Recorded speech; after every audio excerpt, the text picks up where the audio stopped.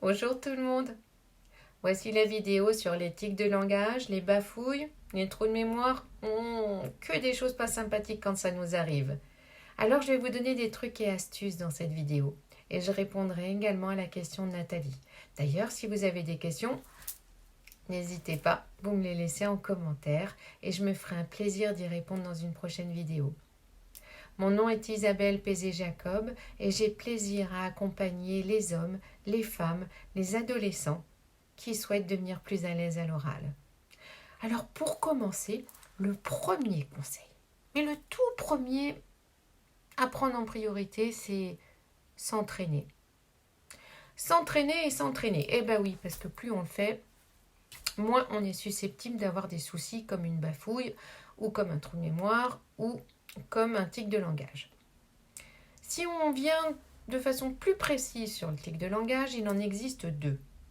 Le premier, c'est des tics de vocabulaire, comme donc, petit, etc. Donc ça, il faut que vous en preniez conscience. Donc soit quelqu'un vous l'a dit, soit vous vous êtes filmé, vous vous en êtes rendu compte. Vous pouvez aussi vous regarder dans le miroir en vous entraînant et vous essayer de vous rendre compte du vocabulaire que vous utilisez. Et s'il y en a un qui est redondant, c'est un tic de vocabulaire. Donc en prenant conscience, vous pourrez l'éliminer en vous entraînant. Le deuxième tic de langage, et celui-là il est moins facile à éliminer, c'est les mots de fin, comme le qui arrive à la fin de chaque phrase, ou voilà qui ponctue la fin de chaque phrase. Ces tics de langage-là, en fait, la chose à faire, c'est de faire des pauses, des silences. Apprenez à vous taire. Quand vous terminez votre phrase par une pause, je vous assure que le E ne vient plus. Et en plus de ça, quand vous faites une pause dans votre discours, eh bien vous arrivez à attraper l'attention de votre auditoire. Davantage que si vous enfilez toutes les phrases les unes derrière les autres. Donc, faites des pauses. Pour ce qui est des bafouilles, c'est pareil, il faut s'entraîner. Ralentir le débit. Plus vous parlez vite, plus vous êtes susceptible de faire des bafouilles. Et puis, si ça vous arrive, eh bien ça vous arrive. Ce n'est pas grave. Vous continuez. Vous continuez, vous faites un peu d'humour, mais vous ne focalisez pas sur votre bafouille. Vous êtes humain. Ce n'est pas grave. Pour ce qui est des trous de mémoire, et là, je vais répondre précisément à la question de Nathalie qui m'évoquait le fait que des fois, les pensées s'enchaînent les unes derrière les autres et au final, on finit par perdre le fil de ce qu'on voulait dire. Et en même temps, ne souhaite pas apprendre par cœur, veut rester spontané, ce qui est quand même mieux d'ailleurs. Apprendre par cœur tout un discours, mon Dieu, ce que c'est ennuyant.